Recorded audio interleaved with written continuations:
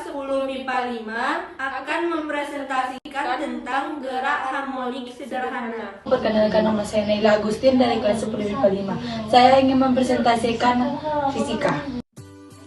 Tahukah kamu apa itu gerak harmonik? Sebelum melanjutkan, mari kita pahami lebih dulu gerak harmonik itu seperti apa.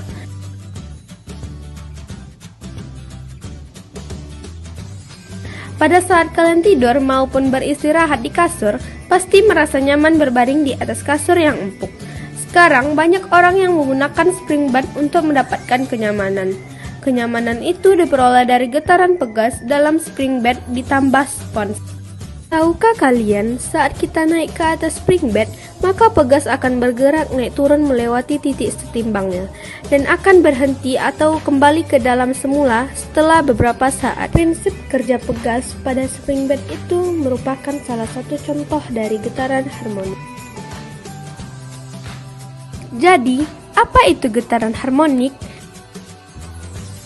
Gerak harmonik adalah gerak bolak-balik benda melalui suatu titik keseimbangan tertentu dengan banyaknya getaran benda dalam setiap sekon selalu konstan.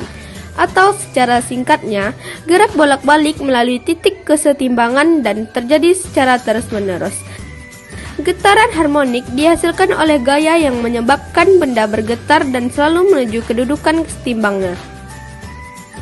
Adapun contoh gerak harmonik diantaranya adalah yang pertama, pendulum jam, yang kedua, ayunan, yang ketiga, pegas, yang keempat, alat musik gitar, yang kelima, bunyi jumping, yang keenam, proses pendengaran, yang ketujuh, buayan, yang kedelapan, gerakan tubuh dalam lubang yang dibor melalui pusat bumi. Persamaan gerak harmonik. Terdapat beberapa persamaan pada getaran harmonik yaitu 1. Persamaan simpangan dapat dirumuskan sebagai X atau T sama dengan Y atau T sama dengan A sin omega T ditambah theta 0. X sama dengan Y dengan satuan M, A amplitudo dengan satuan N, omega dengan satuan radian per sekon, T sama dengan waktu dengan satuan S, theta 0 sama dengan sudut fase awal dengan satuan radian. 2. Persamaan kondisi awal dapat dirumuskan sebagai X atau T sama dengan A sin omega T ditambah theta 0. X, T sama dengan 0 sama dengan A sin 0 ditambah theta 0. 3. Persamaan kecepatan dapat dirumuskan sebagai V sama dengan dy per dt sama dengan d A sin omega T ditambah theta 0 per dt. Sehingga diperoleh V sama dengan omega A cos omega T ditambah theta 0. Kecepatan maksimum getaran harmonik dirumuskan sebagai V max sama dengan omega A.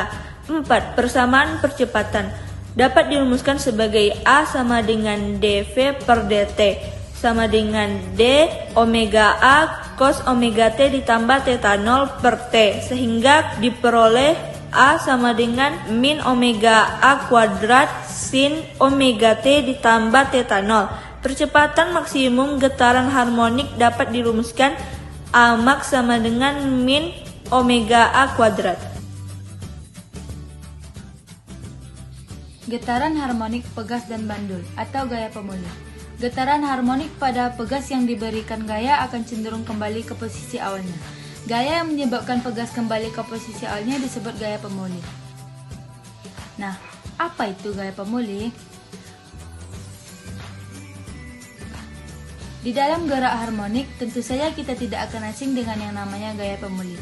Gaya pemulih adalah gaya yang besarnya sebanding dengan simpangan dan selalu berlawanan arah dengan arah simpangan posisi. Contoh, aksi pegas ayunan. Rumus sama dengan F sama dengan min Kx. Ketahui F sama dengan gaya pemulih atau N.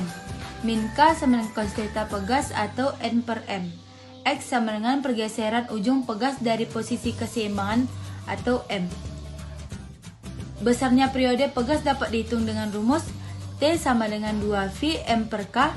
Frekuensi sudutnya F sama dengan 1 per 2V M per K. Ketahui M sama dengan massa pegas atau Kg. T sama dengan periode atau S. F sama dengan frekuensi atau Hz. Berikutnya pada bandul. Besarnya gaya pemulih pada bandul dapat dirumuskan Fp sama dengan min M titik G titik sin theta. Dalam periode dirumuskan T sama dengan 2V 1/9.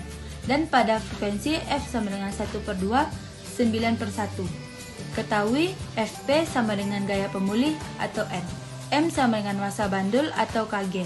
G sama dengan percepatan gravitasi atau M/s².